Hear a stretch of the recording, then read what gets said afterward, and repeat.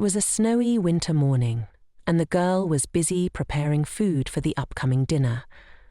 The smell of a juicy steak filled the kitchen as it sizzled on the griddle.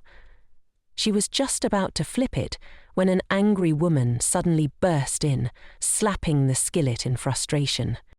"Why isn't the food ready yet?" she demanded. Without waiting for an answer, she tasted a piece of the meat, spitting it out immediately. "It's too salty," she shouted.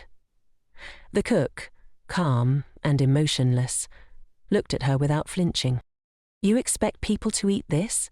Especially today of all days," the woman continued, her voice rising with irritation. "Maybe I'll replace you with someone who knows what they're doing. Maybe a man." The girl sighed heavily, turning away.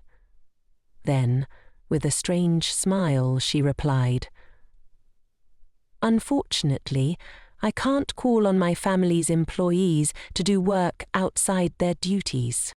The woman frowned, shocked by the girl's insolence, her eyes fixed on her. Meanwhile, another voice echoed through the house. A young girl stormed into the room, shouting loudly.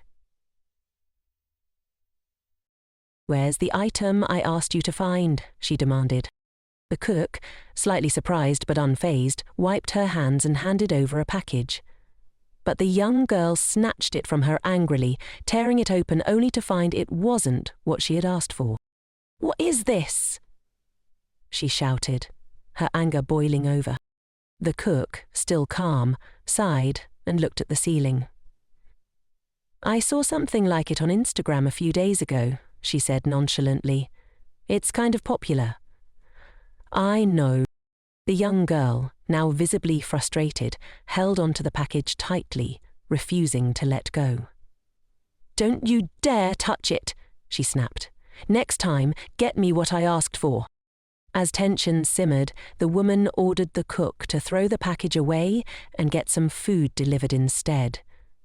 The cook, on her way out, shouted back that it wasn't her problem, and the woman could handle it herself. After the shouting match, the girl returned to cooking, humming quietly to herself. But soon the woman reappeared, her tones sharp. "You're free this weekend. We're going to the hospital." The girl blinked in surprise. "Why? What's wrong, Mum?" The woman's face twisted with anger. "Why are you pretending?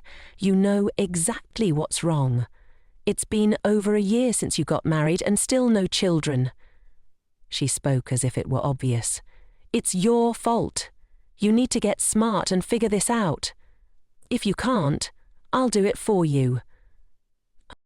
The girl stood silent, her breath caught in her chest. After a moment, she smiled slyly. "We've already discussed it with Saya. We'll go to the hospital together." Her mother's eyes widened, grinding her teeth in frustration. Clearly annoyed, she sighed deeply and changed the subject, bringing up the vacant position at the girl's company. Then Brandon knew he was being preyed. The girl smiled again and casually mentioned that her stepfather wanted to work there, but Sok had already taken care of it. Just then a man's voice chimed in, offering to help, but the woman quickly cut him off. If my daughter had been as loving as Ura, she wouldn't need help solving everything. She then turned to her daughter, asking, "What's so great about you anyway?" At that very moment, there was a knock on the door. The guests had arrived. The woman's demeanor instantly changed. She greeted them with a bright smile, welcoming them into her home. The guests marveled at the house, praising its beauty. "Has the house gone up by 200 million?" one asked. The woman laughed and said it wasn't that expensive yet, leading them inside as the girl served plates of food.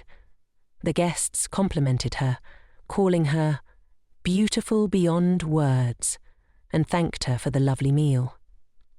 Soon, laughter and conversation filled the room as they enjoyed the feast. After the meal, the girl stepped out for a moment. Her mother called after her, asking her to bring more meat, but the girl was already heading somewhere. When her mother asked where she was going, the girl didn't respond, lost in her own thoughts. A moment later, the girl was gone. The woman, growing tense, started to follow her daughter, but stopped when she saw the girl glowing with joy as she re-entered the room. The guests fell silent, watching in awe. The girl approached her mother with a smile, taking her hand. "Thank you, Mum, for always being so kind to me," she said, her voice laced with sarcasm. "I'm so lucky to have you." Her mother stood frozen, stunned by her words. Then, with another sweet smile, the girl added, "Sok just called. He wants me to meet him soon." With that, she left, leaving her mother speechless. Outside, in the empty parking lot, the girl sat in her car, the smile fading from her face. She remembered her mother's words, harsh and unfeeling. "Even if today is the day you were born, it's just another ordinary day." The girl hit the steering wheel in frustration, yelling, "This isn't right. It shouldn't be like this." Suddenly, her phone buzzed. Messages from her husband Suk had come in, asking how her day was going. She unlocked her phone to see 4 messages and a missed call from him. Ben began texting her husband. In the first message, he apologized for not being available earlier. The second message explained that he was still delayed in a meeting, but 3 hours later he would finally be free. A small smile crept across U's face at the thought of finally seeing her lover. She exhaled deeply, thinking about everything happening, then glanced back at her phone. 2 hours and 37 minutes had passed. Enduring time with her husband's family, she needed to be at the hotel soon. After responding to Sok, U set her phone down and started the car. As she drove, her thoughts drifted to memories of an evening with her husband. She had been telling Sok that she couldn't sleep in the same bed as another person. He simply replied, "I know." U continued, explaining that maybe she could sleep in the same room, but never in the same bed. Sok smiled, repeating that he understood. He then added, "You won't have a normal family life with me, will you?" Be confused by the question, U hesitated. Sok's smile widened as he said, "I don't care about anything as long as I have you." Her eyes had sparkled at his words, leaving her speechless. Suddenly, Ura snapped back to reality. She stood in a store, staring blankly at the floor. The cashier's voice startled her, asking if she had placed an order under Suk's name. She quickly confirmed, then left the store, realizing she was running late. Rushing down the street, she heard voices around the corner. As she approached, she realized one of them was Suk. What was he doing here? Then she saw Ura standing next to him. Yu immediately turned away, listening intently to their conversation. Sok was telling Ura that she was the only one he loved, that he didn't need Yu. At those words, U's world crumbled.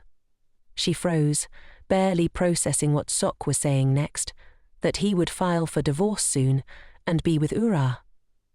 U couldn't bear to hear any more. The box she had been carrying slipped from her hands, the cake inside tumbling to the ground.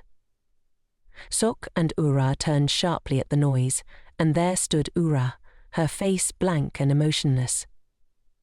Ura immediately rushed to her, calling out and begging her not to jump to conclusions, but Yu already knew. There was nothing left to save.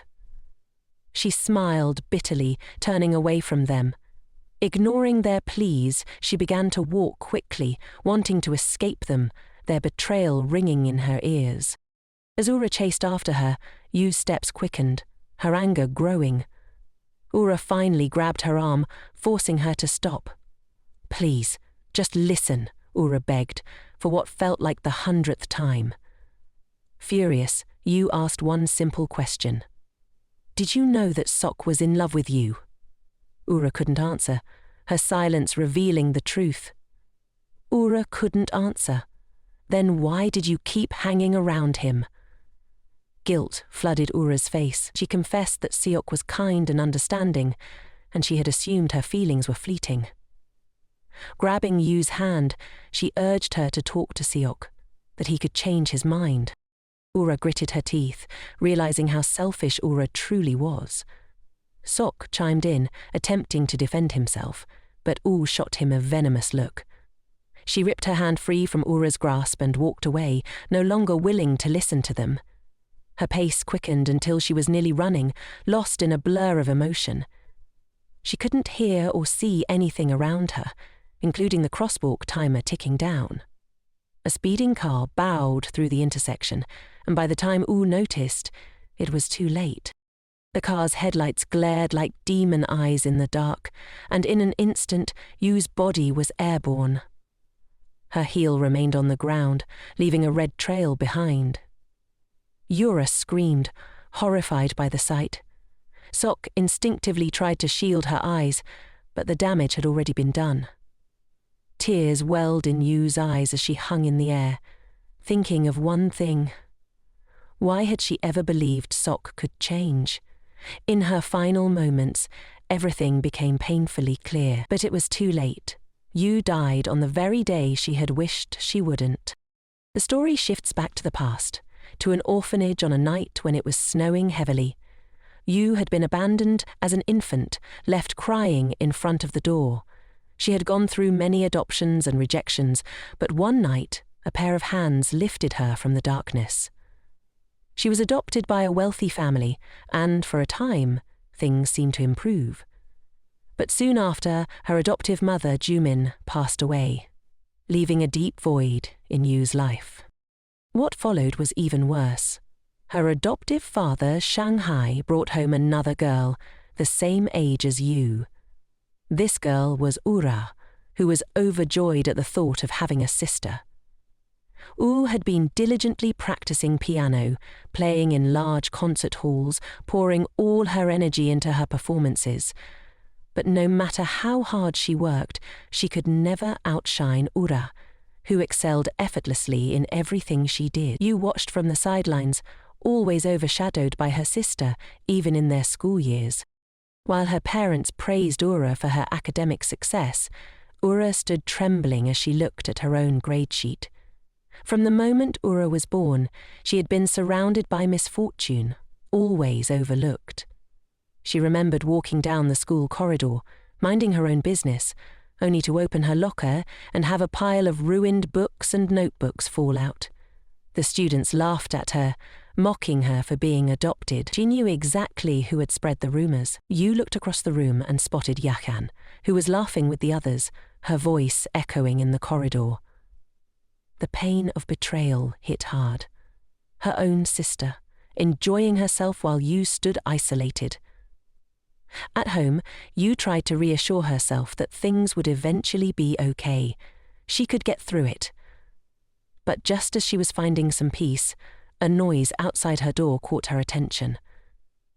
Startled, she stepped out of her room to investigate, but the hallway was empty. On the floor lay several boxes and a letter.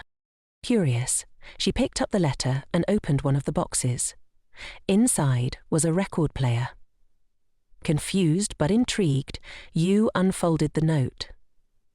It was from someone who had overheard her mentioning her love for old things. Embarrassed by the gesture, he explained that he had recorded some of his favorite old songs for her, hoping she would enjoy them. At the end of the letter, he wished her a happy birthday. The sentiment overwhelmed Yu. She quietly turned on the record player and let the music wash over her. Tears welled up in her eyes. It was the first time anyone had done something so thoughtful for her. Immediately afterwards, she told her friends.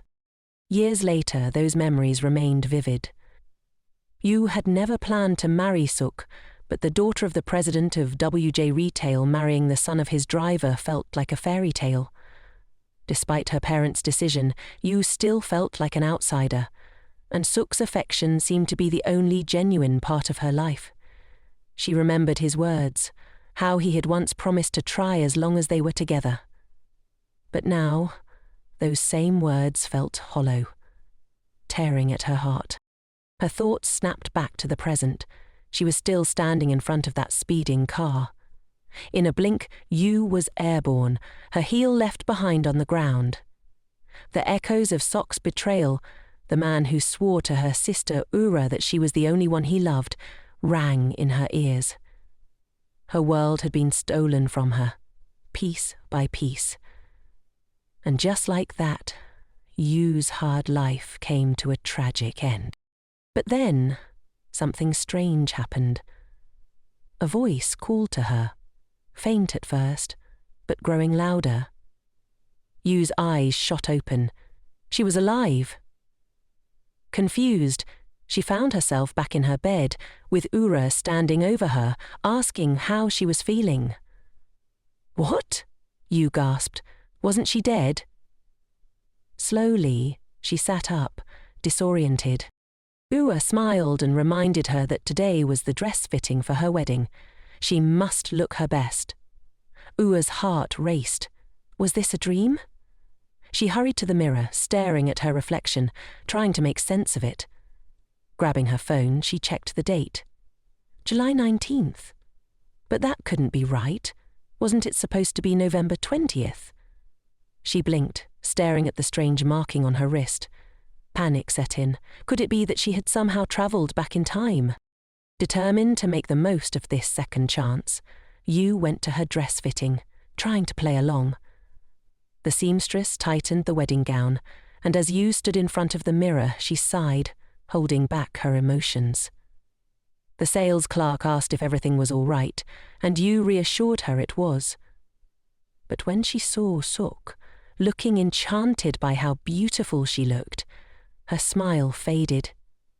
In a fit of rage, she grabbed a bouquet and swung it at him, hitting him squarely on the head. Shocked, Sok asked what was going on, but Yu only smiled bitterly.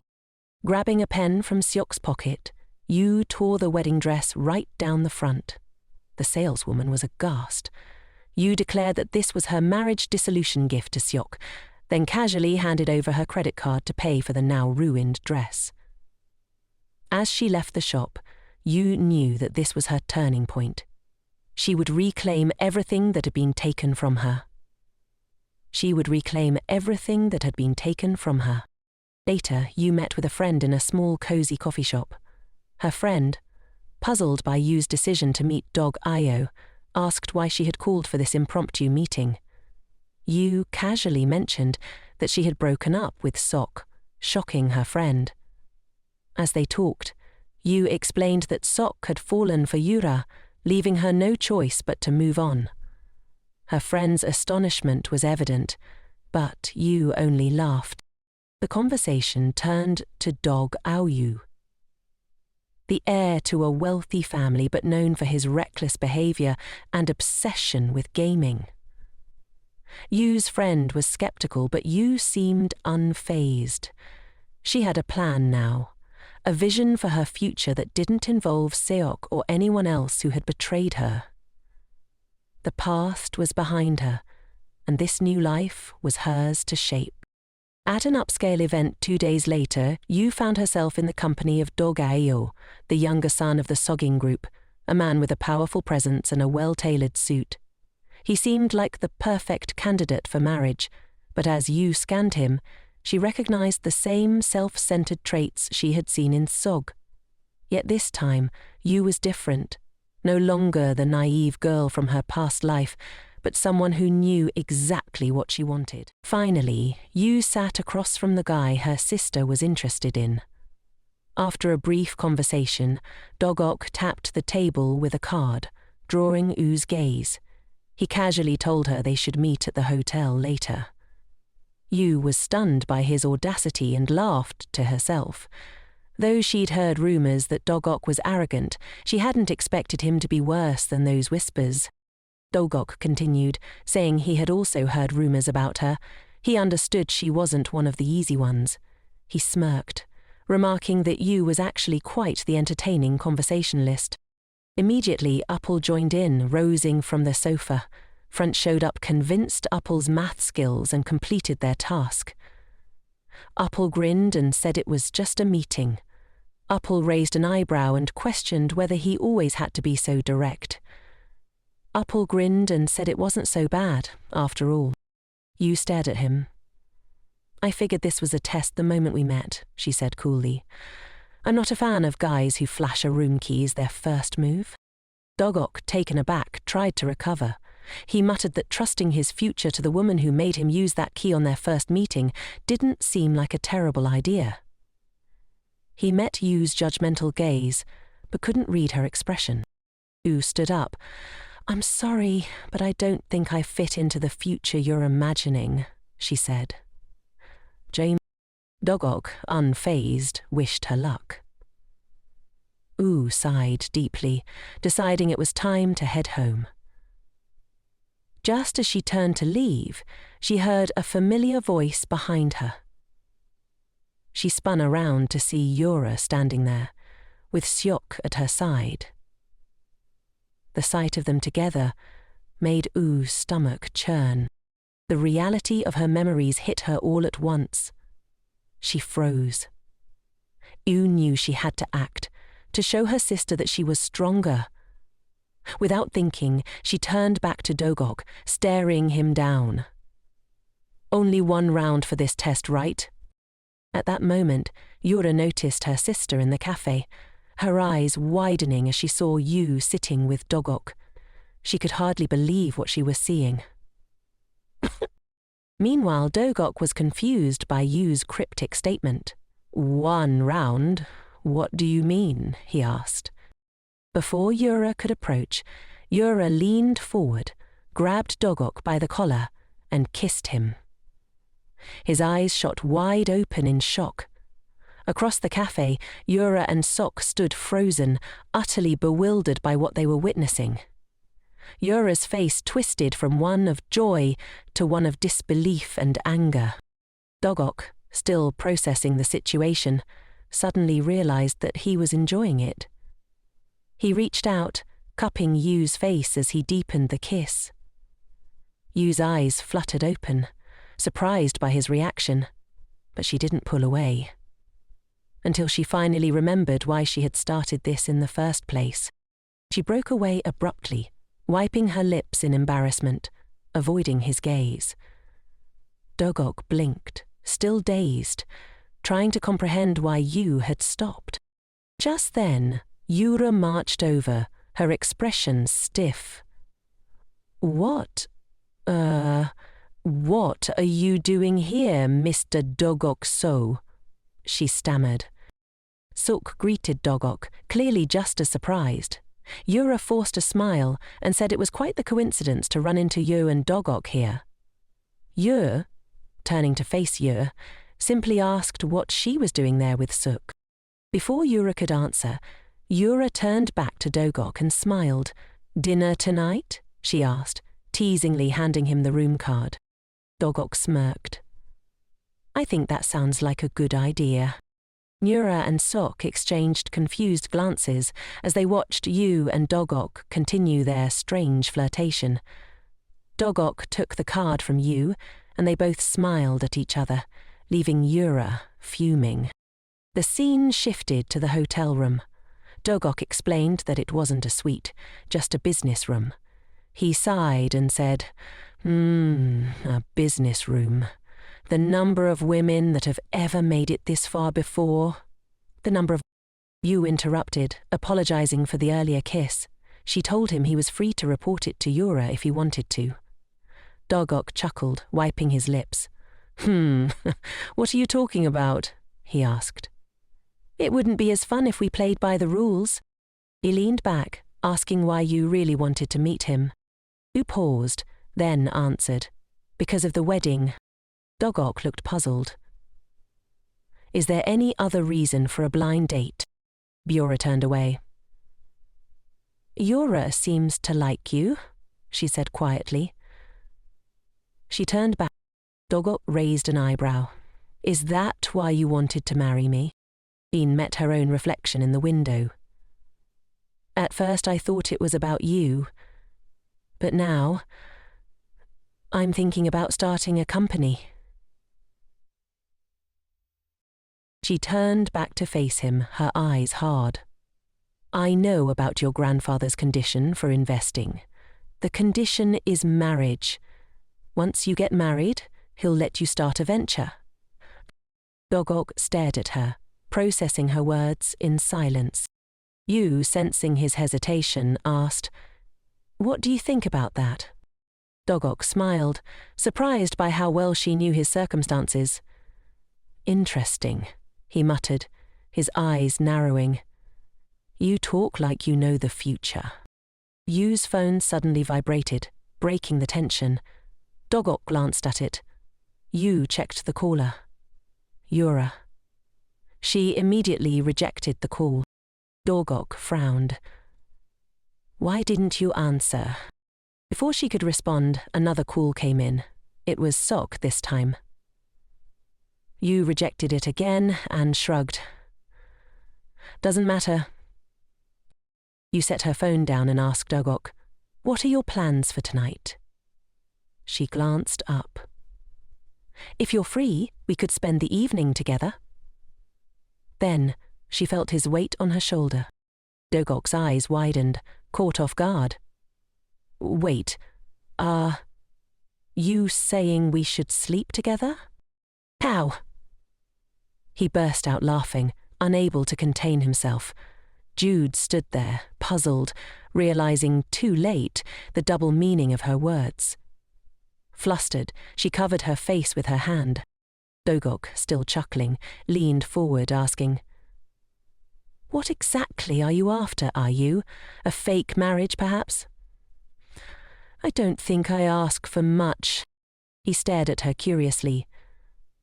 "And what do I get out of this deal?" The girl didn't know how to respond, and Doruk kept pressing her, asking what if he chose Yi over her. What was the difference? He asked her to prove that she was worth it, or maybe she could charm him enough for him to fall in love with her.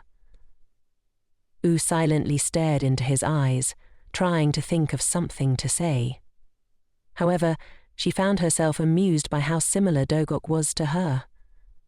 It was entertaining. After a pause, U silently stood up and walked to the wine cabinet, deciding that wine might help them figure things out. She opened a bottle, poured a glass, and handed it to Doruk, remarking that if she were him, she would have bought Nova games instead of investing in hotel keys. Doruk was surprised by her comment, as he hadn't realized her interest in his business. He asked if she heard that from his manager, to which Yu responded by asking if he was the type of person who immediately ran to a supervisor when special issues came up. Doruk smiled, intrigued by her thoughts. Yu shouted. They continued drinking, and after a while the bottle was empty. U, tired, fell asleep in bed. Later she stirred, turning over and opening her eyes, only to be startled to find Doruk sleeping beside her. Even in his sleep he looked handsome. But then she noticed something. Her lipstick mark on his neck. Shocked and horrified, she started piecing together the events of the night.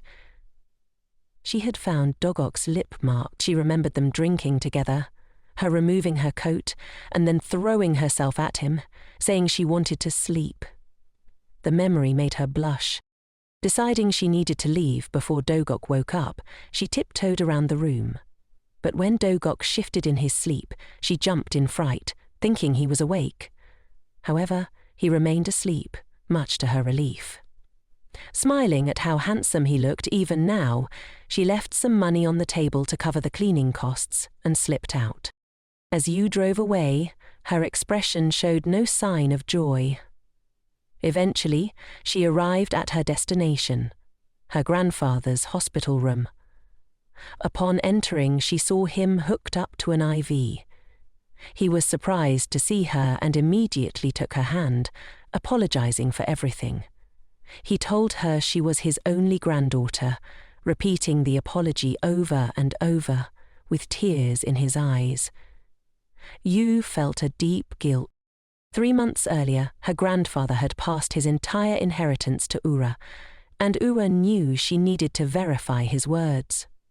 She glanced around the room and saw his toothbrush, deciding to take it with her. As she reached for it, the door opened and Ura entered, addressing their grandfather. Ura smiled warmly at him, calling herself his granddaughter, and then started tending to him. Ura turned to Yu, remarking that she lacked respect for her elders and scolded her for not answering the phone yesterday. Yu sighed but pulled herself together, smiling confidently. She told her mother she was on a date last night. Her mother's eyes widened in shock as she asked if the date was with Doruk from the sogging group. Yu laughed and confirmed it, though she wondered how her mother knew. Ura had mentioned it earlier. Yu smiled slyly, saying there would be good news soon. Meanwhile, at Doruk's office, a meeting was underway about the sales of the new game Golden Eye, which had increased by 22% in the first quarter. Despite the discussion, Doruk's mind wasn't on sales. He was still thinking about Yu. Her actions from the night before had puzzled him, especially the money she left behind with a note to cover cleaning and breakfast. As he reflected on her strange behavior, Doruk couldn't help but remember Yu's tipsy state the previous night. She had been talking, and whenever he turned away, she would yell at him, asking if he was paying attention. Rather than being annoyed, Doruk found it funny. Yu had summed up her life in a monologue, laughing at the absurdity of it all. Then, out of nowhere, she asked Doruk if he could see memories. Doruk, staring at the floor, said he could. Yu had averted her gaze, confessing that there wasn't a single moment in her life that had truly hooked her. She asked Doruk how that could be, but he didn't have an answer for her. Frustrated, Yu had sighed and declared that this time it had to be different. Then, to Doruk's surprise, Yu suddenly got up, announcing she was going to bed. Doruk considered. Doruk was caught off guard by the abrupt change in conversation, especially when Yu started undressing. He tensed up, asking what she was doing. Feeling embarrassed, he tried to stop her from undressing, but she protested, screaming at him not to touch her. Doruk was trying to calm her down when he realized she still had a dress on under her coat. Relieved, he tried to compose himself, but Yu, in her drunken state, tripped over a chair and fell toward him. In a split second, Doruk couldn't catch her, and they both ended up on the bed. Yu, already half asleep, pressed herself against him. Doruk was left bewildered, his heart racing. He realized how much he liked her being close, but was also embarrassed by the situation. After a while, Yu rolled over to the other side, giving Doruk a chance to finally stand up. As he looked down at the sleeping girl, Doruk noticed something strange. A license plate on her hands caught his eye. He recognized the inscription. Looking at her, he whispered to himself that he didn't want to remember certain moments from his past either. Stroking her hair, Doruk promised himself that this time, things would be different. The scene shifted back to Doruk's office. It was already 10 a.m., and he hadn't received any calls from Yu, despite her mention of the wedding the day before. Just then, an employee interrupted Doruk's thoughts, asking if he was thinking about work or something else. The employee handed Doruk a tablet, congratulating him. On the screen was a news story titled, "Tycoon So Good," featuring a picture of Doruk and Yu. Immediately he started scanning the article, asking if it was about the second son of Sun Group. The guy responded that this wasn't the most important news at the moment. He warned the director that because of the criticism and scandal, the company could suffer losses. Suddenly, Doruk noticed the author of the article. It was his favorite cousin, Soo Jan-non. After turning off the tablet and handing it back, Doruk asked if his assistant had contacted the girl. The assistant confirmed that he had and leaned in to share something even more interesting. He had found out that Doruk and the girl had gone to the same elementary school. Doruk asked if this meant they had a close relationship. The assistant clarified that they didn't, as they hadn't gotten along during that time. Doruk sighed, recognizing this as typical of Su Janan, and immediately asked his assistant to bring the reporter to him. The assistant hesitated and nervously asked if Doruk was planning to sleep with another girl. These words amused Doruk, and a smile spread across his serious face. A moment later, he burst out laughing, leaving the assistant bewildered. Suddenly, Doruk stood up, grabbed his jacket and started walking out. The secretary, confused, asked where he was going. Doruk turned, smiling, and said he was running away. Just as he reached the door, his assistant's eyes widened in fear, realizing it was too late. Someone was already there. The woman stood behind Doruk and asked where he was going. Turning in horror, Doruk greeted her sweetly, asking if she had arrived already. The woman, growing suspicious, asked if Doruk was planning to get married. He nervously confirmed, avoiding eye contact. The woman, frustrated, reminded him that he always avoided looking her in the eye when she asked that. Doruk sighed and admitted that even his father didn't know about it. This revelation shocked the woman, who demanded to know more. Doruk turned to his secretary and asked him to explain his nickname. Surprised, the secretary quietly explained that Doruk was asexual, had no sex drive, and was impotent. The woman was taken aback, utterly shocked by what she was hearing. Doruk smiled, explaining that he had lived with this condition his whole life and had to prove it to people. The woman, still in disbelief, asked if this was why Doruk wanted to get married. Doruk, seemingly unbothered, asked her why she had married his father, even though he already had a wife. In a fit of frustration, the woman slapped him, calling him a rude child. Doruk, stunned, watched as the woman angrily walked towards the elevator. Before she could leave, Doruk grabbed her arm and turned her around.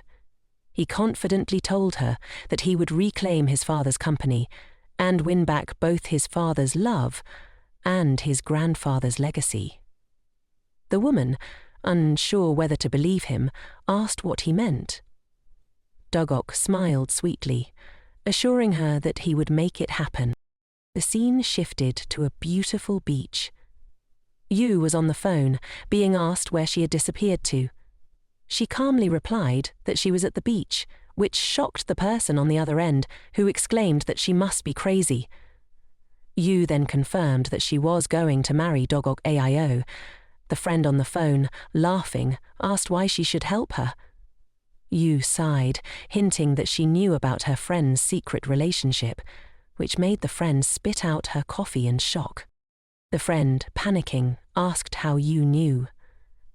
Yu reassured her that she wasn't following her, but added that the guy she was seeing had a pregnant girlfriend. The friend, horrified, asked if this was true, but Yu tried to downplay the situation.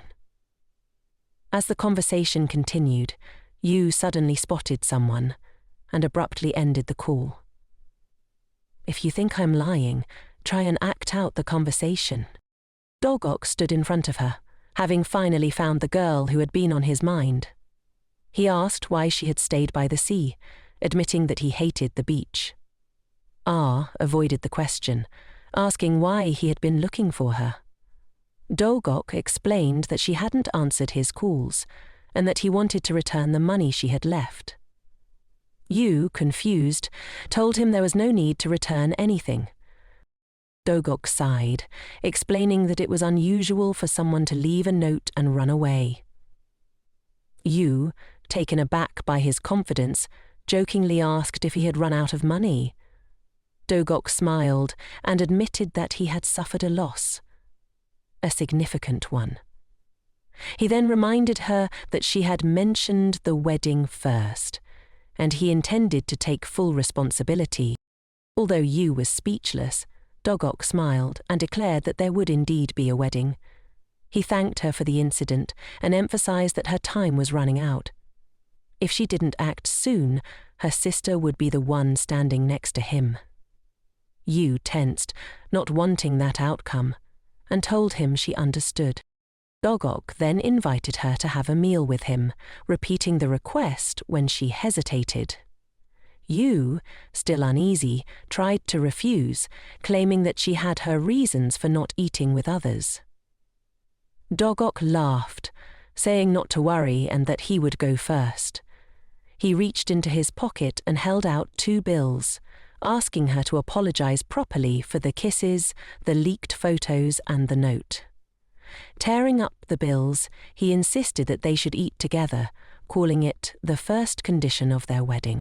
The scene then shifted to a cafe where Yu looked around, unimpressed. She asked Doruk why food was the first condition for the wedding. He explained that if he hadn't insisted, they wouldn't be sitting together like this. Yu, frustrated, stared at the table. Doruk teased her, asking if the convenience store food was good enough for someone so squeamish. Yu, still irritated, admitted that at least the convenience store food didn't require her to check the cooking process. Doruk noticed that Yu was upset about something and asked her what was wrong. She replied that she would be more downcast when rumors spread that the tycoon's son was now with an adopted girl. Doruk tilted his head and found it interesting. Yu looked at him questioningly. Doruk asked if he really looked like the biggest villain in the tycoon family, suggesting that maybe the girl was just crazy. Changing the topic, Yu asked if she had done something unnecessary that day. Doruk looked unsure and asked what she was talking about. Yu, flustered, clarified she meant the day at the hotel when they had drinks together. Doruk laughed, surprised that Yu probably didn't remember anything. He teased her, saying they were quite close that day. For example, Yu hugged him, left a kiss mark, and they even slept together. Shocked by his words, Yu hit the table and told him to stop. Doruk switched the subject, asking why she was eating so little and whether she had already eaten today. Annoyed, Yu told him not to change the subject and added that it was her food, so she knew better. Doruk acknowledged her point, but asked out of curiosity what kind of guys she liked. Yu, puzzled, said she had no preference and asked why he was suddenly asking. Doruk asked how he measured up as a boyfriend. Yu's eyes widened in surprise, and she asked him to clarify. Doruk said he was starting to like her a little, which is why he was curious about her thoughts. Receiving no answer, he asked again if she didn't have any thoughts about him. Yu stared at him, bewildered. Doruk continued, saying they were going to get married, and people usually marry someone they like. Wasn't that right? Yu replied that such things were a waste of time and bad for business, but it wasn't the only response he left to the article either. Doruk smiled sarcastically, expressing regret. He was even feeling a little nervous.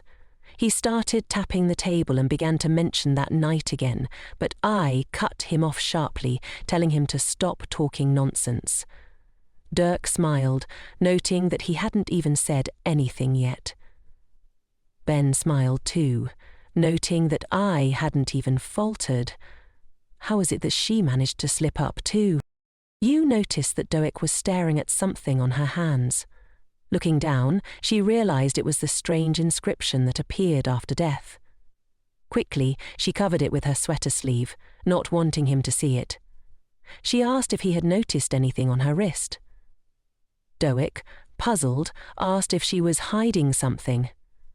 Yu averted her gaze and said it was nothing. Doruk, deciding to change the subject, asked if they could talk about something more important. Yu, serious now, said WJ Retail was about to fail financially, which was why Doruk needed a marriage with Yura.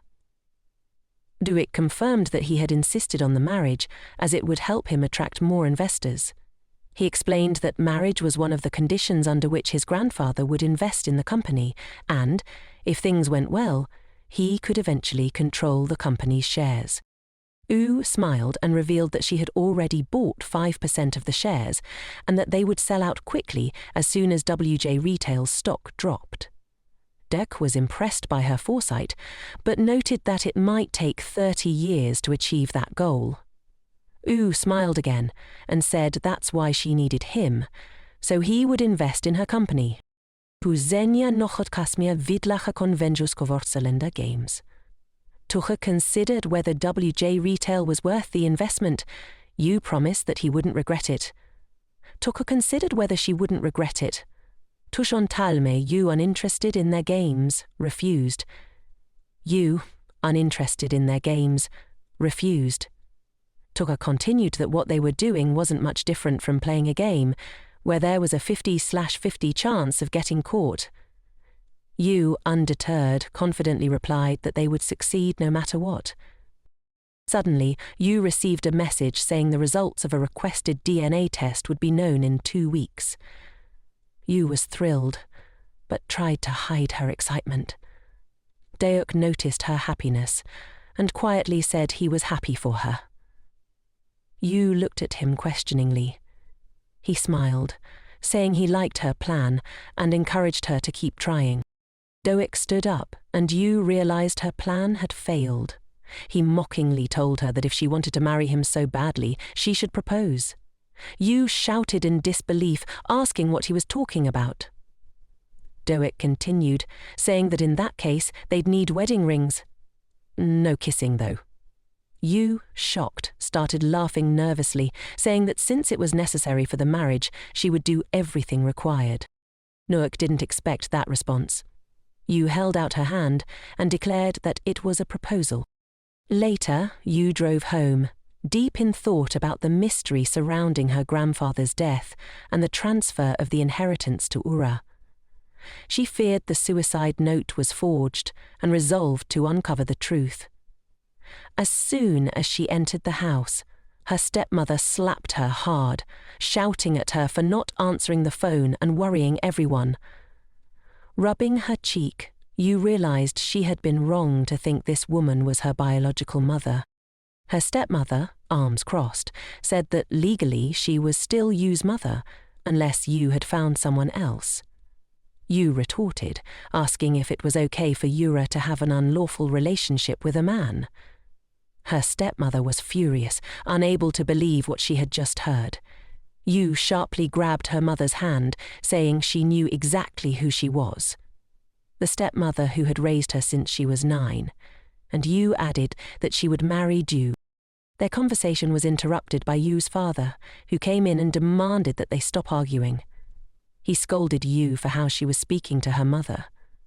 Yu, feeling betrayed, argued that she was his daughter too, but her father sternly told her she wasn't like Yura and expressed disappointment in her. Yu was devastated. Then, her stepmother, trying to calm things, apologized to her husband, taking the blame. The father left, telling Yu she'd be staying home for a while. Yu stood there, eyes downcast, feeling utterly defeated. The man, just as he was leaving, turned around and mentioned that she would be home for a while. Yu stood still, her eyes downcast, staring at the floor. The woman sighed softly and called for the 2 maids. As they approached Yu, one of them tried to remove the bag from her shoulder. Yu screamed, insisting she could do it herself. She then pulled her phone out of the bag, holding it out while warning the maid not to touch it. After this, Yu retreated to her room, and her stepmother smiled awkwardly at her outburst. Once inside her room, Yu shut the door behind her. The situation felt surreal. She hadn't thought she'd ever return to this place, yet here she was, driven by a new sense of purpose. She opened her drawer and began rummaging through her clothes, scattering them across the floor. Tying the shirts together, she approached the window, eyeing the height. It wasn't high, but it wasn't low either. Carefully, Yu began to lower her makeshift rope. At first, everything went smoothly, but then her foot slipped, and she plummeted toward the ground before she could grab hold of the rope again. Her eyes filled with fear, and for a brief moment, memories from her past flashed through her mind. The terrifying moment when she was hit by a car. She shut her eyes tightly, wondering if this was death coming for her again. Suddenly, a hand reached out, catching her before she hit the ground. It was the guard, who had luckily been nearby. Gently, he placed her on the ground, then looked at her intently and asked if she had been trying to escape. He added that if she truly sought revenge, she should stay in the house to achieve it. Yu looked at him, confused. Revenge wasn't on her mind. What did he know? The man adjusted his glasses, suggesting her actions weren't befitting of someone like her. Frustrated, Yu told him not to pretend he knew her or her motives. The man smiled and offered his hand. Yu's head was pounding, and she struggled to stand. She asked for her phone, and the man handed it to her, after asking what she planned to do. With a calm but determined tone, Yu replied, "To take revenge." He smiled knowingly and reminded her that he had, after all, advised her to stay. At that moment, the man pressed the intercom button, and a voice asked who was there. Dog Ao greeted them, holding a stunning bouquet of roses. When Yu's stepmother opened the door, she was stunned. What he had said was indeed coming true. Dog Ao smiled warmly and asked if he could come inside. The whole family, except Yu, gathered around the table. Dog Ao apologized for arriving unannounced, but the father waved it off, assuring him that the article wasn't worth worrying about. Dog Ao smiled awkwardly, apologizing again, but the father confirmed he'd seen the article and noted that such things were published nowadays without real evidence. Dog Ao nodded, adding that sometimes it's necessary to get rid of something, even if it's the truth. The stepmother couldn't hold back any longer and asked if the article was indeed true. Dog Ao glanced around and asked where Yu was. The stepmother forced a smile and replied that Yu had left early that morning, but Dog Ao, sipping his coffee, wasn't convinced. The father reassured him that he had already spoken to Yu and everything was fine, but Dog Ao said the opposite, that he was the reason Yu had become involved. The room turned tense. The father asked what Dog Ao meant, and after a moment, Dog Ao confessed that the article was true. Meanwhile, the guard quietly stood outside Yu's room, working discreetly to pick the lock. After a successful click, he opened the door and told Yu it was time. She agreed, saying it was time to show her family who she truly was. She walked silently down the hallway, past the guard. The family was still talking with Dog Ao, but the stepmother spotted Yu out of the corner of her eye and became furious. How had she escaped the locked room? Yu looked radiant, her hair gleaming in the sunlight and her simple dress highlighting her figure. The conversation halted abruptly as everyone noticed her, except Dog Ao, who smiled and commented that Yu must have been there all along. The stepmother seethed, while the father only frowned. She left. Yu pulled out a chair and sat beside Dog Ao. They exchanged smiles, glad to be in each other's presence. Dog Ao then boldly announced that he wanted to marry Yu. The room fell silent. The stepmother and daughter were completely stunned by his declaration. When pressed, Dog Ao explained that he had no other choice but to marry for love, not for political gain. He glanced at Yu, reaffirming his intentions, and Yu's heart swelled with a mix of relief and disbelief. The stepmother, visibly shaken, objected, pointing out that Yu had recently been through a breakup and couldn't possibly be ready for a relationship.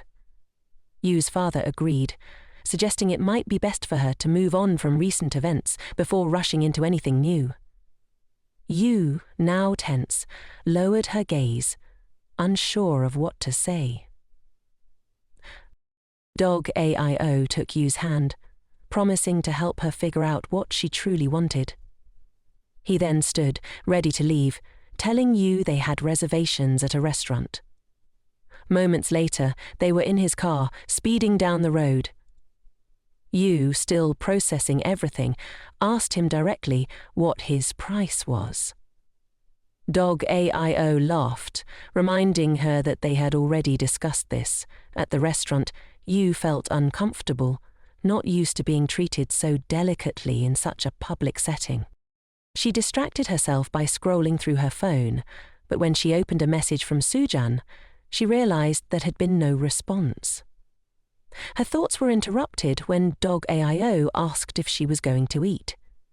U assured him she was fine, but was clearly struggling to relax. When dessert arrived, U's discomfort only grew, her mind still elsewhere. After seeing the dessert, U's expression changed, and Doruk, noticing her reaction, looked a bit perplexed and asked if something was wrong. U began trembling uncontrollably, her mind drifting into a memory. In her recollection, a woman offered her the same dessert, smiling sweetly and urging her to open her mouth. Yu, surprised but trusting, told her mother that it tasted. She didn't get to finish her sentence. Her face twisted into horror and pain, and she collapsed to the ground, desperately calling for her mother, her hands clutching her throat as she coughed violently. Something was burning her throat. Frantically, she asked why the dessert tasted so strange. The woman, hovering over her, coldly asked why Yi called her mum, when she should only be addressed as auntie or ma. Snapped back to the present, staring in horror at the dessert in front of her, the memory of it being poisoned flooding her mind. That same woman had disliked her so much that she'd poisoned her. Doruk, still confused, asked again what she was thinking about. A little shaken, replied that everything was fine, and turned her head to look out at the evening cityscape. Sensing the tension, Doruk commented that if she didn't want the dessert, he'd gladly eat it. Yu turned back to watch him, her eyes wide with anxiety. As soon as he took a bite, Yu's heart raced, her eyes fixated on him, waiting for something terrible to happen. But nothing did. Doruk smiled, swallowing his bite, and said if she was remembering something painful, she could share it with him. Yu was surprised by his words but touched. Few people ever showed concern for her like this. It was something entirely new for her. After a brief pause, Doruk looked around and smiled, saying this seemed like the perfect place to propose.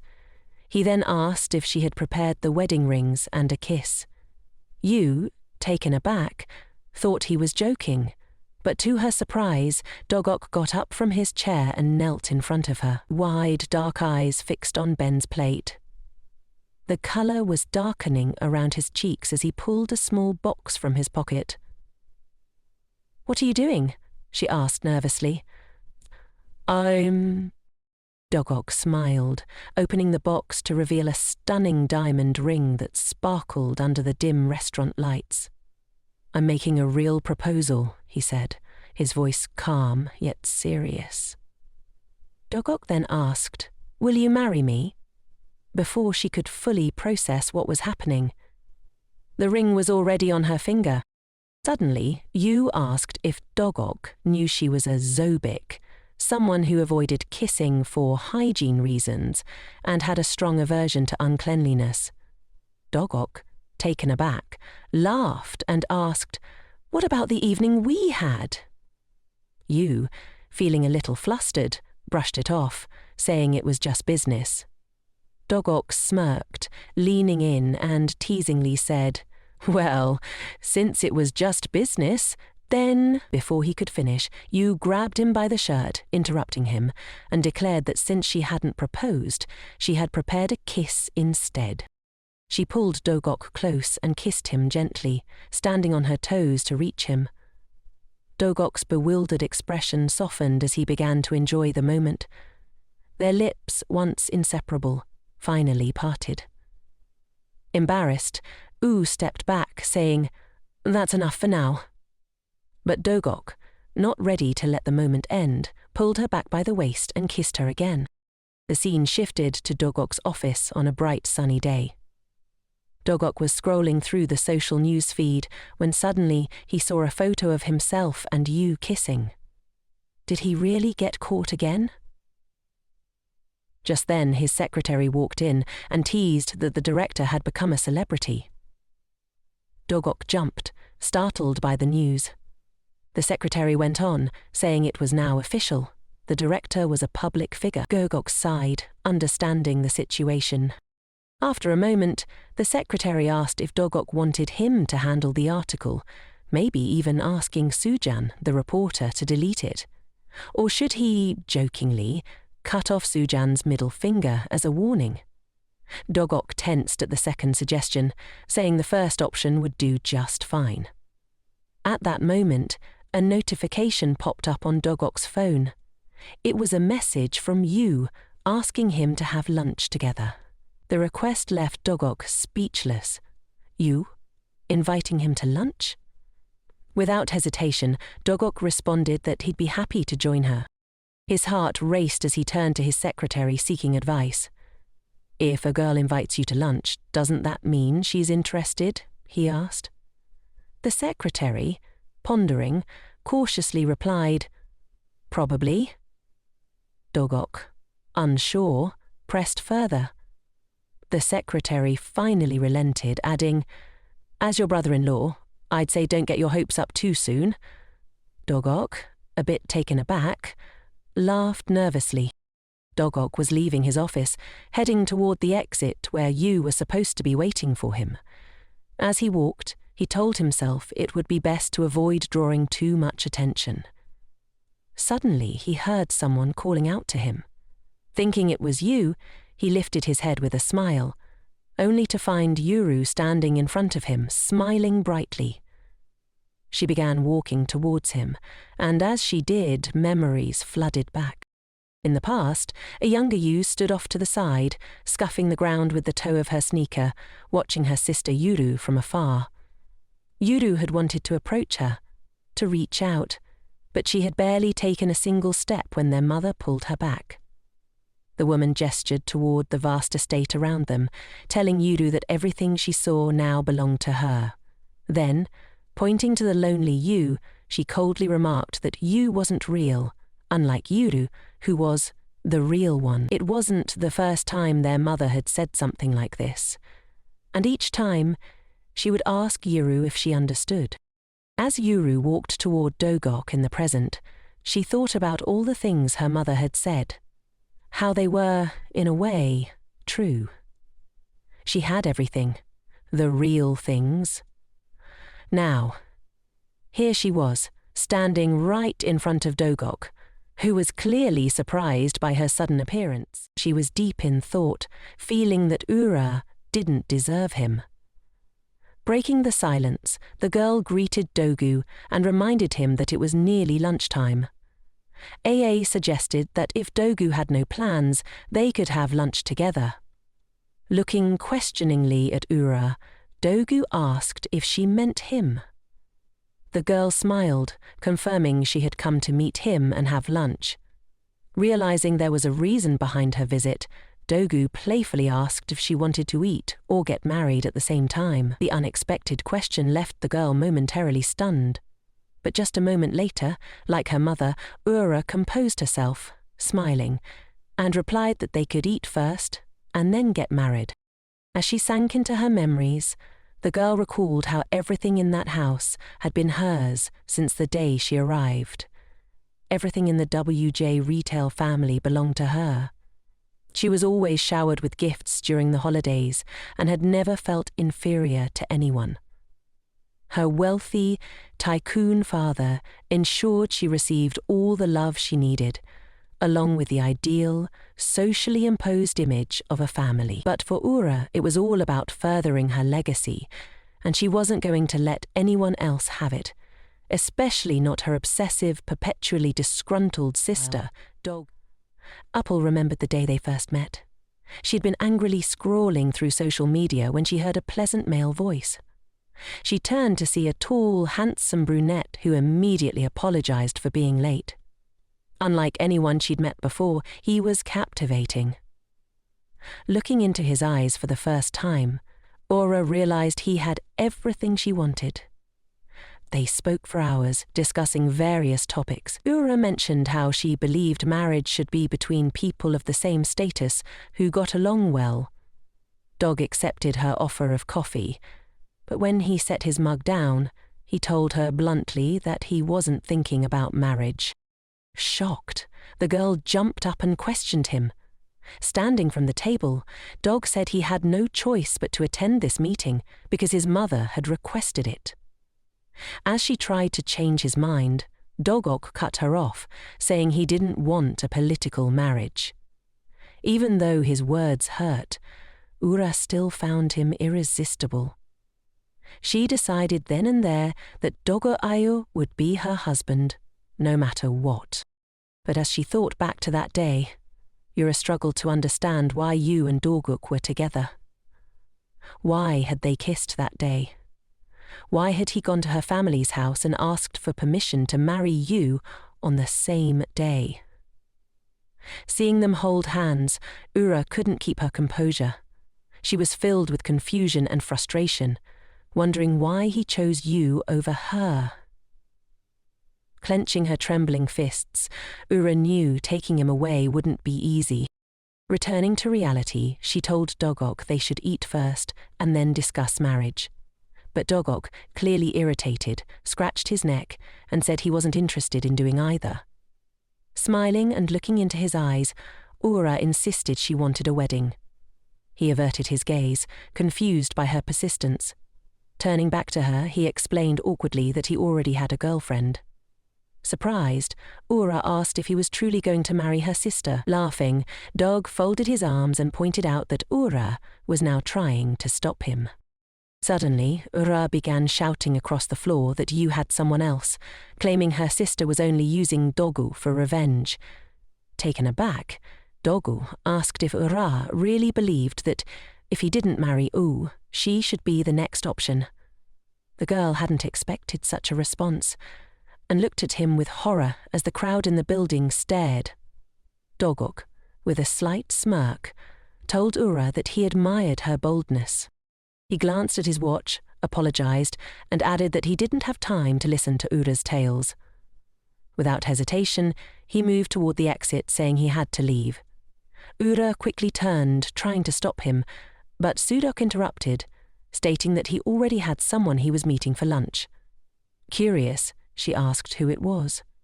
He paused and, with a smile, asked if she truly didn't know. Then, turning back to her, he said he was going to have lunch with someone who often had trouble eating. The scene shifts back a few hours to the WJ retail estate, where Yu had just woken up, startled by an early phone call. Sleepily, she reached for her phone, struggling to identify the caller. Her eyes suddenly widened in shock.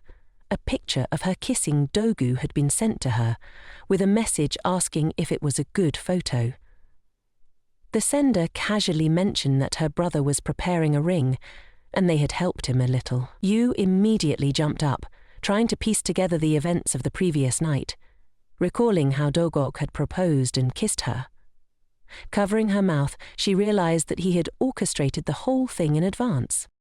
The action then moved to Dogok's building, where Sadhu was heading to a meeting, her thoughts consumed by the morning's events. She tried to reassure herself that this was just business and that there must have been a reason for his proposal.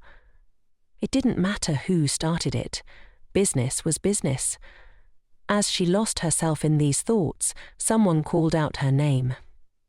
She looked up to see Seo, her ex-husband, surprised to see her. Yu wasn't thrilled by this encounter and didn't want to engage, so she lowered her head and walked past him. Zor quickly grabbed her arm, asking if she had come to meet Direct Sol and whether they were truly getting married. Annoyed, U pulled her hand away and confirmed it. Sol, frustrated, began shouting, demanding to know what had happened to her. U laughed bitterly, telling him it didn't matter. She already knew Sol had been in love with Ura. Sol was shocked by her words, unable to comprehend how she knew. But Yu expected this reaction and, with little hope in her expression, told him to go talk to Ura. She didn't want him anywhere near her. As she walked away, Seo, still in shock, remarked that Yu had changed. Yu turned and replied that she hadn't changed at all. Seo, however, who had felt nothing from the beginning and was only now trying to fix things, was the one who had changed. Seo was dumbfounded and had no idea how Yu knew all this. He recalled the moment after Yu had left him, telling him that their marriage was over. His grandfather couldn't believe it, questioning Seo repeatedly. A frustrated Seo tried to explain but couldn't finish before his grandfather's hand shot out and struck him across the face, hard. "You're nothing," the old man spat, angry that Seo couldn't hold on to Yu. He asked if dissolving the marriage was all Seo could do. The family was horrified, especially Seo's mother, who tearfully asked what they would do now with the deposit for the store already paid. She pounced on him, demanding answers. Just then, Seo's sister burst in, asking what would happen to her fancy bag and GG dress. The family's overwhelming expectations fell heavily on Seo's shoulders, with everyone urging him to win Yu back at any cost. Seo, staring down at the floor, tried to figure out how everything had gone so wrong and when it had all fallen apart. The scene shifts again, and now Seo is outside, talking with Ura. She casually mentioned that Seo was like family to her, and he smiled, feeling encouraged. Ura held his hand and spoke of how great it would be if they became one family. Confused, Seo agreed, only for Ura to suggest that they could become a family if he married her sister. Seo, bewildered, asked what her sister had to do with it. Ura held his hand tighter and, surprised, asked, "Don't you want to marry Ura?" Seo was taken aback. This girl, who had been sweet-talking him and hanging out with him, was now suggesting he marry her sister. Nevertheless, after a moment of contemplation, Seo turned away and gravely agreed to marry Ura. Overjoyed, began praising him, calling him the best. Seo, meanwhile, realized he had no choice but to move closer to Ura's family. His thoughts drifted back to that night of confession, the night he had spent with Ura. Looking out the window, she talked about how she couldn't sleep in the same bed as another person. She mentioned how sharing a room or a bed with anyone made her uncomfortable. Her boyfriend smiled and reassured her that he was fine with it. He still wanted to be with her.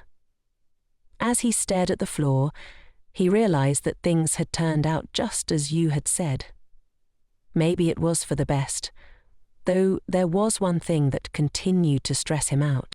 One afternoon, Ura urgently called Seo, asking him to come over as soon as possible. When she got into the car, Seo immediately asked her what had happened and why she needed him so suddenly. Without much thought, Ura started shouting that Yu was going to marry Dog Ao. Grabbing Seo by his jacket, she begged him for help, saying that he was on her side. She tearfully confessed that she knew Yu still cared about her, and even more, she believed Yu liked her too. Ura desperately asked Seo to bring Yu back. Disheartened, Seo looked down and asked if Ura would marry Dogok if Yu didn't return. Ura sighed heavily, tears welling up in her eyes, and said that she would have to, because it was all for the family business. Anne, from what Seo did when she arrived, asked why she was pretending that Dogok didn't like her. He started shouting, telling her that she needed Dogok and he could see it clearly. Sighing heavily again, Seo realized he had no other choice. Reluctantly, he agreed to help and said he would try to convince Yu to come back to her. Ura's expression instantly changed from desperation to joy, and she thanked him profusely. As Seo watched her happiness, he thought to himself that if this was the only way to make her happy, then so be it. The scene shifted to the hospital. It was a sunny, bright day, perfect for Yu to get her test results. She had just left the building, holding an envelope with the results inside. Unable to wait any longer, she stopped and opened it. As her eyes scanned the paper, her expression shifted from curiosity to shock. It revealed that Anan, the man she came to see, was 99.9% confirmed to be her biological father. Yu dropped the envelope, struggling to process the news. How could this have happened? Suddenly, it hit her. The unpleasant woman, Zhang Hai, must have known all along. Even her wool-covered life had been a forgery, a complete fraud.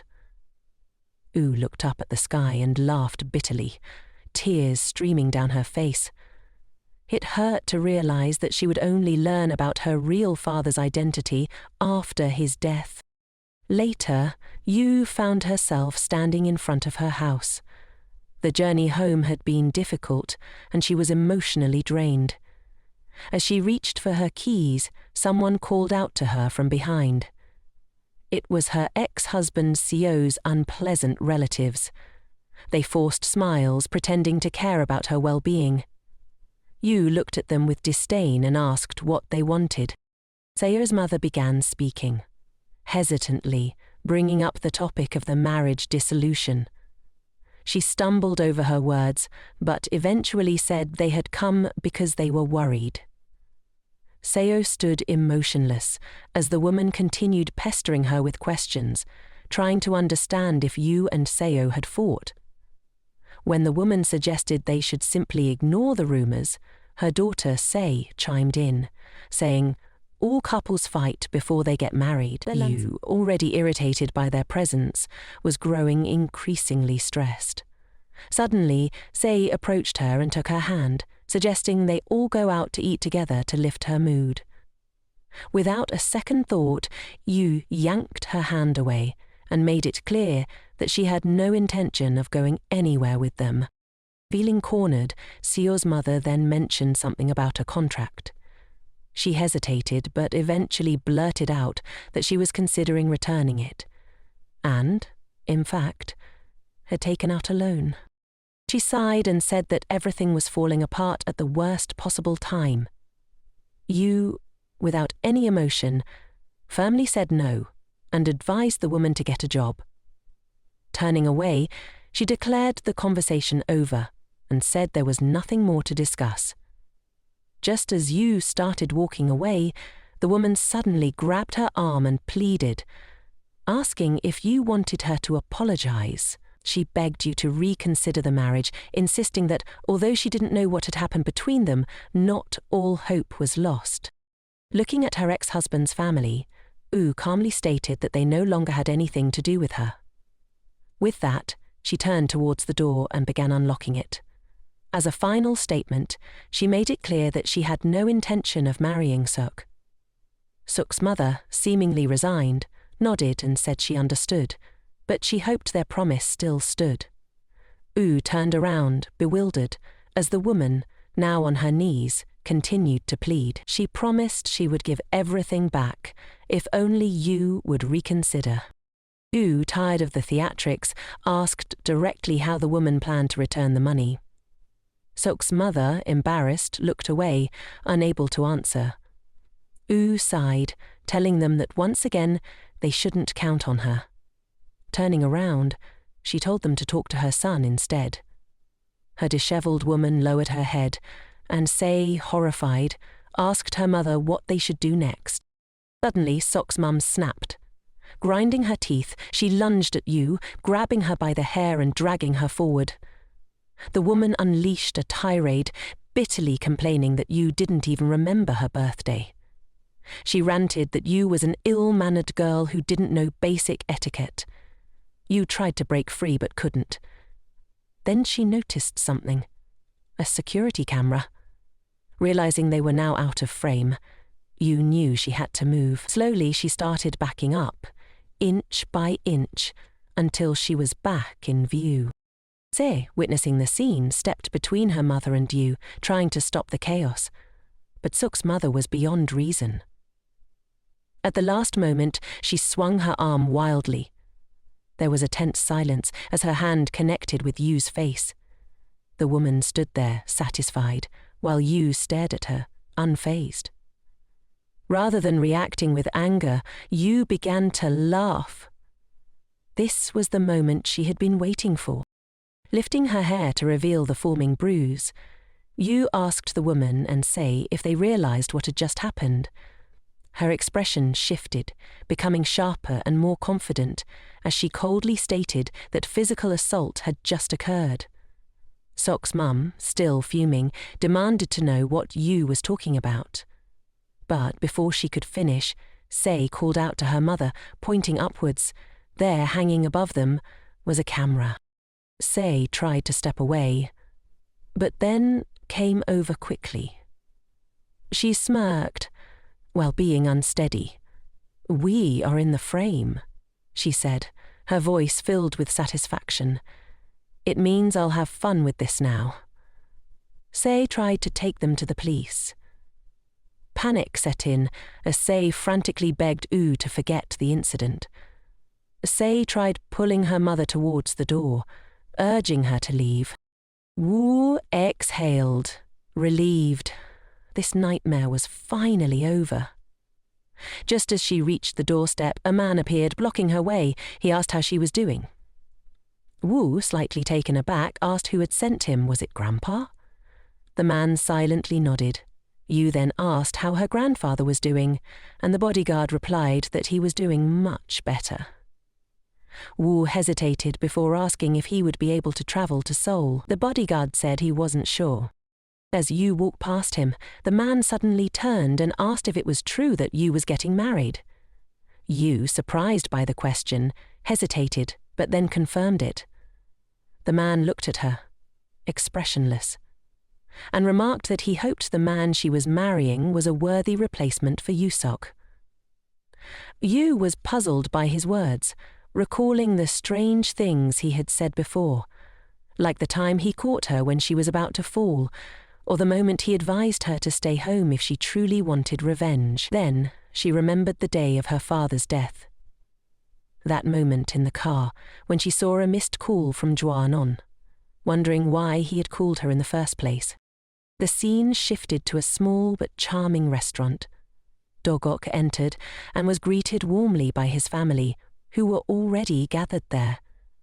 His mother beamed, proudly mentioning that she never dreamed her son would finally find a good bride. Doruk smiled, but quickly changed the subject, saying there was something he wanted for himself. As Doruk's sister joined the conversation, the mood shifted. She teased him about going crazy over this girl he liked. Doruk interrupted, starting to tell his story, even though his family already knew quite a bit about the girl. His mother frowned and mentioned that she had heard Yu wasn't exactly a decent girl, asking if she was an orphan. Doruk, irritated, picked up his glass and thought to himself that Yu was far from someone to be talked about like that. Abruptly, his mother slammed her fist on the table, declaring that there would be no marriage with Yu. His father, unfazed, sipped his coffee and said that Doruk could do whatever he wanted. The argument escalated, with his mother yelling, but his father calmly reminded her that Doruk's choices were his own. Doruk watched his parents quarrel, thinking back to how he had always been on his own, making decisions by himself. Finally, Doruk stood up, wishing his family a pleasant meal, and prepared to leave. Just then, Donya, his sister, excitedly announced that their older brother was arriving. The door opened, and a joyful man entered, laughing and greeting everyone. Doruk, however, was less than thrilled at his brother's arrival. The scene shifted back to WJ Retail, where Yu sat on her cozy bed, reading. Suddenly, the sound of the door opening startled her, and she jumped. Yura stood before her, explaining that Seok had arrived and was waiting for her. Yu, frustrated, said she didn't want to see him. She reminded Yu that Seok had betrayed her and demanded to know what he wanted. Ura explained that Seok had come to talk, and you, without hesitation, told her to send him away. There was nothing to discuss. But Ura, defiant, said she would let him in anyway. Moments later, Sok peeked in through the door and smiled. Barely containing her anger, Yu asked why he couldn't respect her wishes. She sarcastically wondered if Ura had put him up to this. Sok, surprised, remained silent, confirming her suspicions. U sighed, her frustration evident.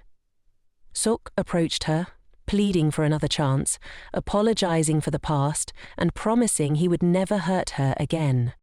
Said frosty lips.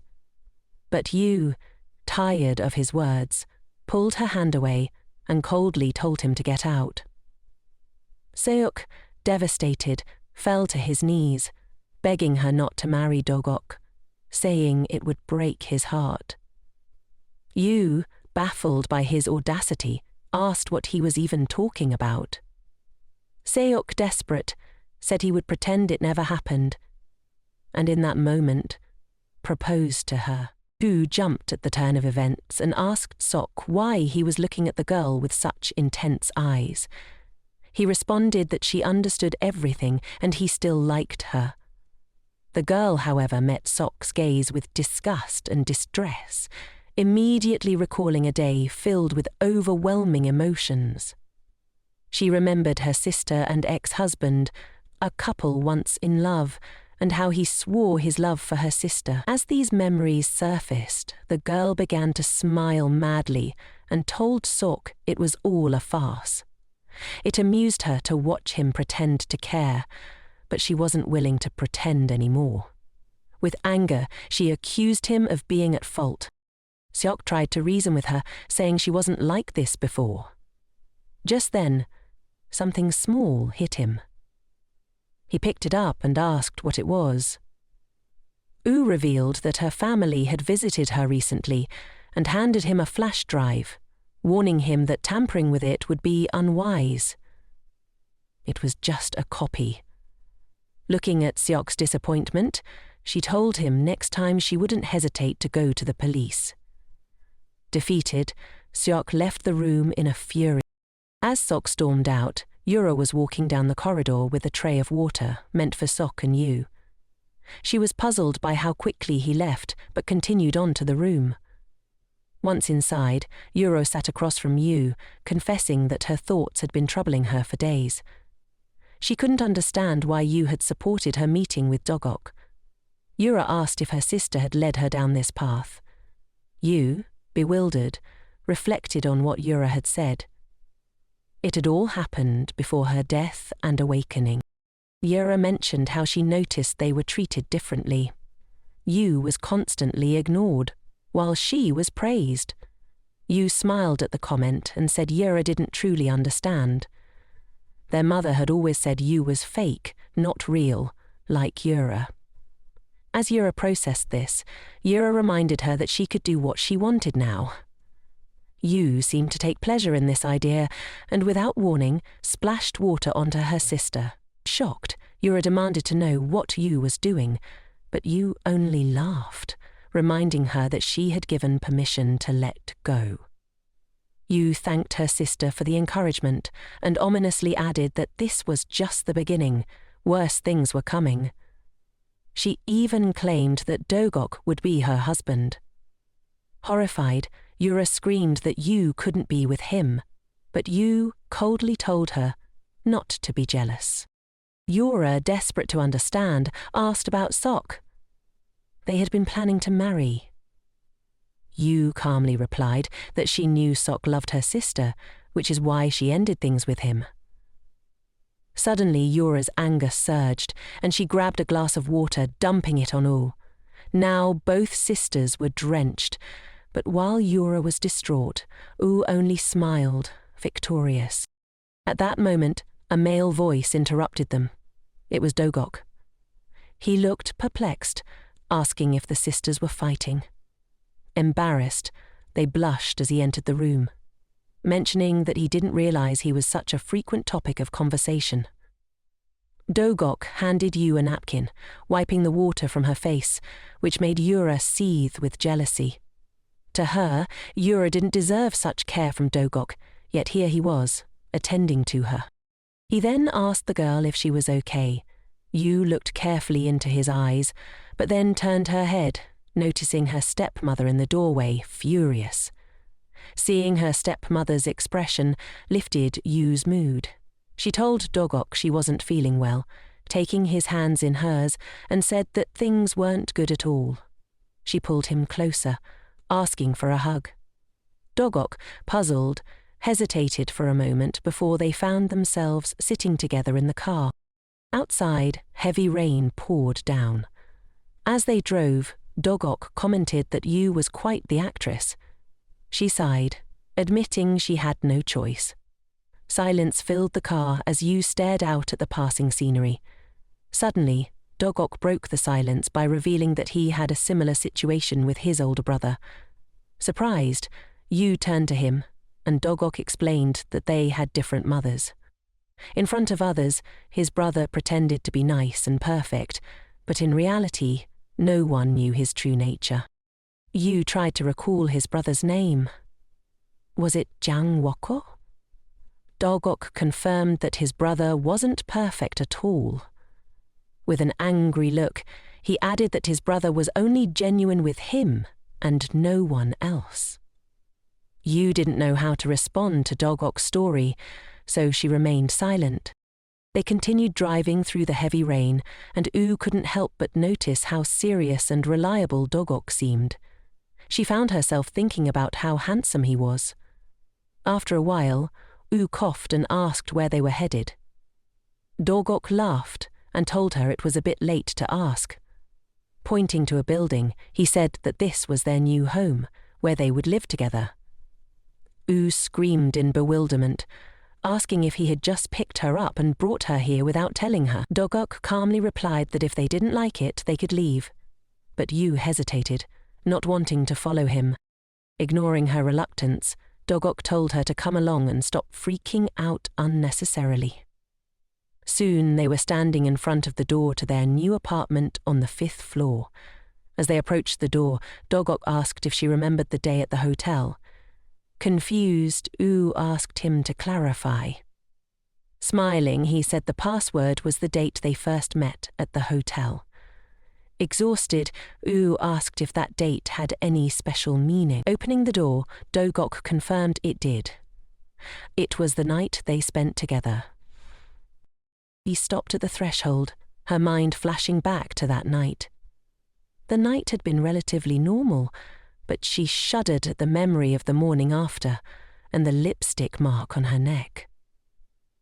Snapping back to reality, she decided to forget it as soon as possible. As they entered the apartment, Yu couldn't help but notice how beautifully it was decorated. The renovation was perfect. She was puzzled and asked if Doruk really lived there. He confirmed that he did, and asked what she didn't like about it. Yu, still in shock, admitted she liked everything. Then her eyes landed on one particular room. It was entirely pink. She asked, bewildered, why everything in the room was pink. At first, Doruk didn't understand her question. Doruk then said that it was Yu's room. She cried out in disbelief, looking at the cute bear and the rest of the decorations. Doruk was proud of himself, clearly pleased with the renovation, but Yu was shocked, to say the least. She burst out laughing uncontrollably, asking whose idea it was. Confused, Doruk watched her. Yu thanked him for preparing the room for her, but wondered why he chose pink. Such a stereotypical colour. Doruk quickly explained that he hadn't thought much about it, but his sister had strongly recommended the style, which was suggested by his secretary and his wife. Feeling a bit frustrated, he added that if she didn't like it, he could change the room and this time ask for her input. Not lingering in the room for long. Next they went to the kitchen. Yu looked around, pleasantly surprised, and commented that she liked the interior. Doruk smiled and asked her to sit at the table while he cooked something for them.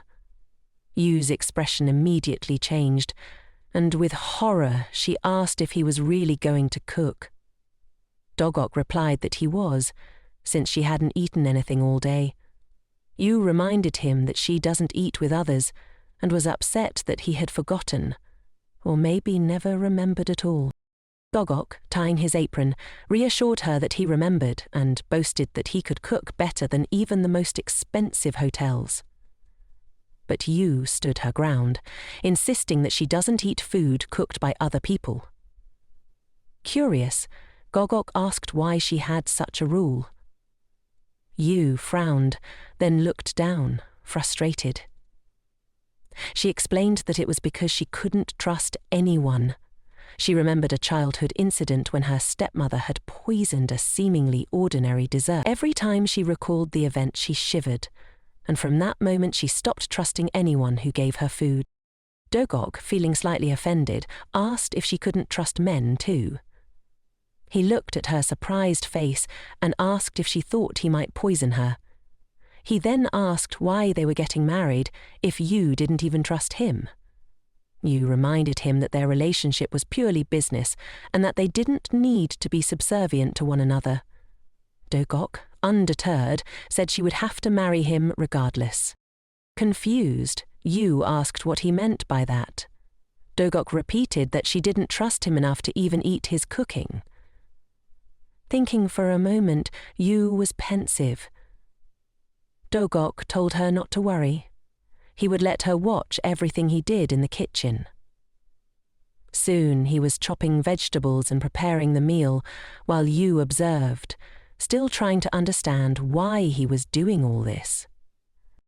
Suddenly, Doruk asked if she wanted to beat her sister, Ura. Yu tensed up at the mere mention of her name. Of course she wanted to defeat her. Doruk, while cooking, asked if she remembered what she had to do to accomplish that. Yu, confused, asked what he meant. Smiling, Doruk said that she had to love him. If she loved him, he would love her in return. Kira Tanghai was taken aback, sighing as she dismissed it as nonsense. Doruk laughed, telling her not to deny it, as it came from the heart. Oh, he found it amusing but still didn't see the point. Doruk continued cooking and then asked why she pretended otherwise. Turning to her, he asked who she was really fooling with her poor acting skills. Hira, Janghai, or even the financiers. They weren't so naive. The only way to deceive them credibly was for everything to be real. She had to be real. After hearing Doruk's words, Yu sighed heavily and said she understood. Summarizing, she told him to pretend to love her, but not to make it too fake. Doruk laughed and said she was confident. Too confident, perhaps.